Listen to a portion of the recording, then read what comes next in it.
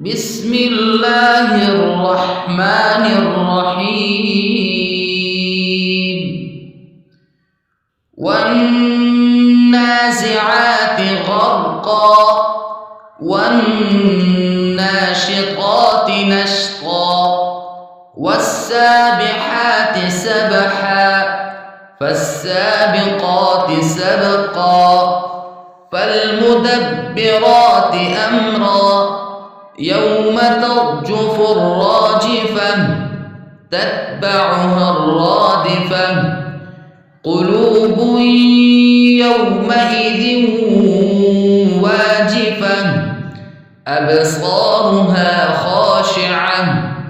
يقولون أئنا لمردودون في الحافرة أئذا كنا عظاما نخرة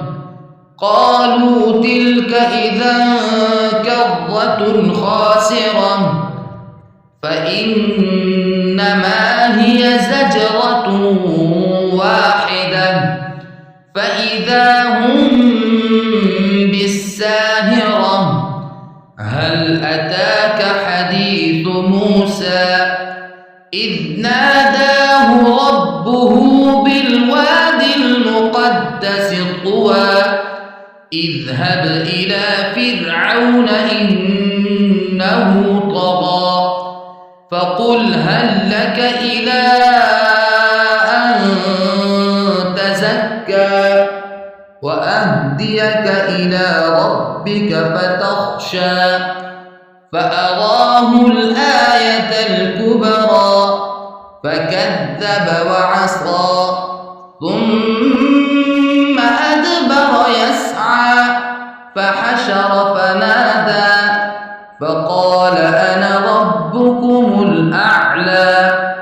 فأخذه الله نكال الآخرة والأولى إن في ذلك لعبرة لمن يخشى أأنتم أشد خلقا أم السماء بناها رفع سمكها فسواها وأغطش ليلها وأخرج ضحاها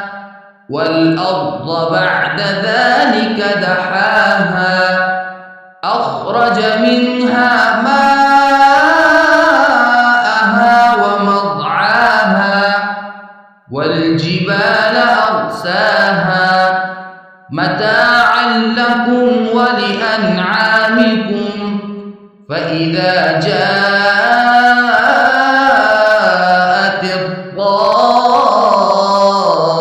الطامة الكبرى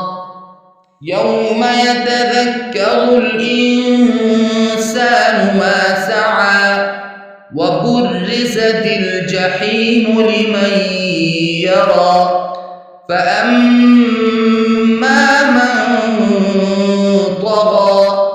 وآثر الحياة الدنيا فإن الجحيم هي المأوى وأما من خاف مقام ربه ونهى النفس عن الهوى فإن الجنة هي المأوى يسألونك عن الساعة أيان مرساها فيم أنت من ذكراها إلى ربك منتهاها إنما أنت منذر من يخشاها كأنهم يوم يرونها لم يلبثوا إلا عشية أو